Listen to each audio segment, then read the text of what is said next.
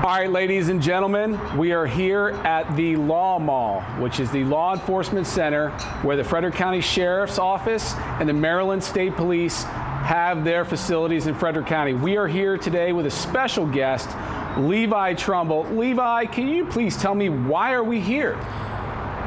Well, I wish we didn't have to be here, quite frankly, but the reason that I am here today is because of a highly unfortunate situation that occurred on the night of March 29th, in where I was unlawfully arrested under the false pretense of driving under the influence. Can you tell us more about where you were traveling, how the night was going? What time did this occur on Saturday night? I was driving, coming from Monrovia. I was just heading back home, and I was pulled over for an alleged red light violation. It was Deputy Roush who pulled me over. He came up to the vehicle. It was, at first, I thought, a pretty generic dialogue.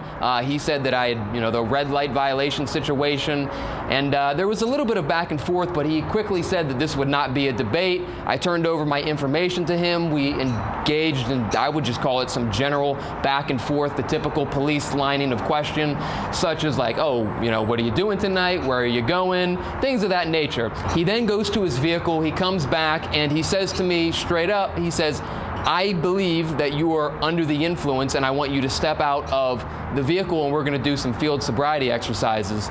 Well, I didn't want to do that, and as you know, and as I know, and as I would hope most people know, you have every right not to perform a field sobriety exercise. So I respectfully declined, and he told me that declining the field sobriety exercise would land me in jail, and that's exactly what happened. I was placed under arrest, walked over to the car, and where I was searched. He asked, the line of questioning, do you have anything on you that's going to poke me, stick me, cut me? He went inside my pockets, he pulled out all my items, and he ultimately put me in the back of his police unit. It was at that point when a bunch of other deputies rolled up on scene and began to open up the doors of my vehicle and the trunk and started to rummage through everything that was in the vehicle, did a full-blown, I would call it a raid on the vehicle, and it was just awful. And one more thing that I want to say, if I haven't said this already, is I completely reiterated multiple times to Deputy Roush and other responding officers that I was completely sober and that the reason I was declining the field sobriety exercises was because I was well within my rights to refuse, just as I have the right to remain silent, just as you have the right to an attorney. These are all rights that are afforded to people. And I was just exercising them, but on multiple occasions, I told him I am not under the influence of any substance, and I just said that multiple times for the record. Let me ask you a question. After they arrested you, where did you go? After they arrested me, they took me right here, 110 Airport Drive in Frederick, Maryland. This is the law center. I'm not 100% sure what this facility is called, but they took me right here. They took me to the facility we're standing at right now. They took me through the back way, and they took me inside to effectuate the booking process and to do the tests, the actual tests that are the chemical tests that you're actually required to do in the state of Maryland. Now, did you perform a breathalyzer test? I did. What were the results of that breathalyzer test? So based on the results of the breathalyzer test that I took late at night right here at this facility, I blew multiple times. Every time that I blew, the reading came back the same each way, and it was 0.00 for blood alcohol content. Now, after you blew 0, 0, 0, multiple that's a times. 0.000. That means no alcohol whatsoever, not even mouth alcohol, not even mouthwash alcohol. What happened then?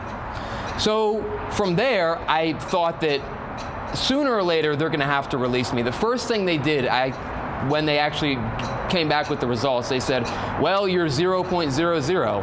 And the first thing I said to one of the officers was, I know. I already know that. I've already told you guys that. What happened after they determined that you had absolutely no alcohol in your bloodstream?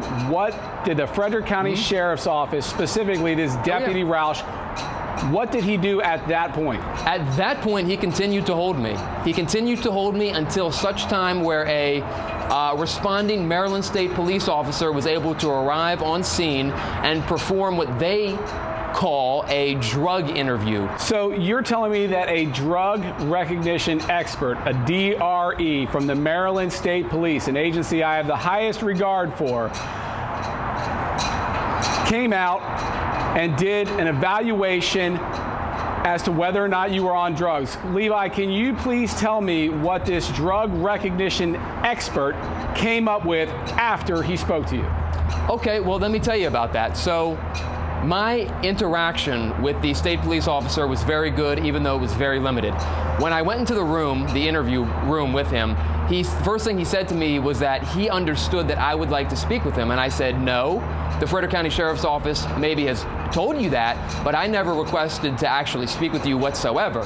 And he says, okay. And then from there, Sean, it was actually very interesting. Before he was able to read me my Miranda rights, I actually did a little pre-interview on him. I asked him about his time with the Maryland State Police. I asked him what qualified him to do the test that he was about to perform on me. I asked if he ever went to college, you know, if he had any sort of like chemical background, like how is it that you got to be here today in order to be able to do this? And he answered those questions, and then he read me my Miranda rights, and I exercised all of them. I didn't speak with him. I didn't make any statements. And he got up. He spoke with the sheriff's office deputies. I'm not sure what he said, but after that, their attitude changed completely, and I was out of here within minutes after that. So let me get this straight. The drug recognition expert from the Maryland State Police showed up and you qualified him as an expert witness. I just asked him some general questions because I knew that I was not going to be answering his questions or making any comments or statements as per my right not to do so. But I did want him to get a brief moment to look into my eyes, to hear me speak, and to know that I was sober. And when I did that preliminarily, I think it gave him all the information that he needed to conclude conclusively that I was completely 100% sober. The way he looked at me, his body language told me that there's a real problem here. So the drug recognition expert contradicted the belief that Deputy Roush had that you were somehow under the influence of some unknown magical substance that has no smell, no odor, and no telltale signs that anyone could have perceived, including the drug recognition expert. I was released minutes afterwards. I was out of there. They didn't charge me, and I want to state for the record, like you just said, in terms of probable cause, Deputy Roush, the arresting officer in this case, he never said, I see a joint, I see a booze bottle, I smell weed, I smell alcohol in your breath. He just said, I think that you're under the influence, whatever that means. And I need you to do a field sobriety exercise. And when I said, I would like to assert my rights, he says, you're under arrest. And it was that quick. Now, Levi, after they released you, did they drive you back to your car? Well, no, they didn't drive me back to my car because my car was actually towed by Vinny's Towing and Recovery here in Frederick, Maryland, for the very stiff price that I had to pay out of my own pocket of $367. And by the way, I couldn't get it at that point because it was midnight. And because of that whole incident, you need to actually wait 12 hours before you pick your car up. But I wasn't even worried about that. I was so physically and emotionally distraught from the incident that and I won't get in too much about it, but I actually checked myself into the hospital, Frederick Memorial Hospital, as it relates to this incident. I was in no condition to do anything else besides go to the hospital. And I want to say one more thing before you ask me a question. I offered my urine and blood too, and they wouldn't accept it. So if they thought I was on drugs, why not take my blood and urine too? They wouldn't do it, would not do it. I volunteered it, wouldn't do it. Now, Levi, this situation is shocking, but it's not surprising. I spent the entire morning talking with one of the most highly acclaimed criminal defense attorneys in all of Frederick County, Attorney John Discavige. Attorney John Discavige informed me he has 2 clients currently that are being charged with DUI who have absolutely no evidence against them whatsoever, and they are actually proceeding to trial. So this is actually a pattern and practice of local law enforcement. I believe those 2 cases were also Frederick County Sheriff's Office cases.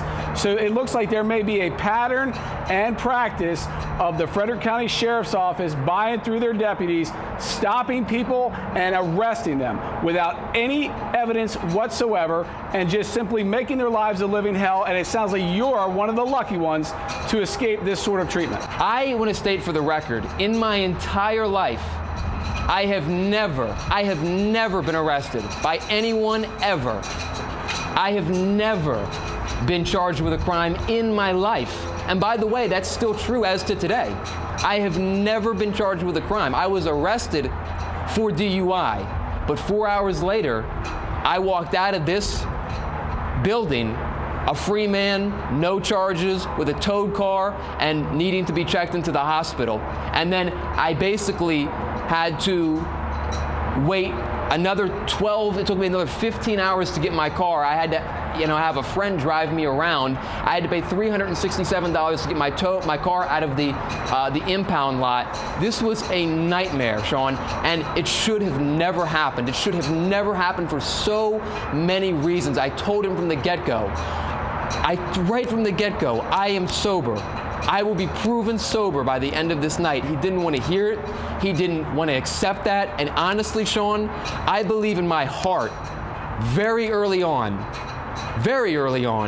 that these officers, including Deputy Roush, obviously the Maryland State Police, they knew that I was sober. They knew it. I believe they knew that very early on.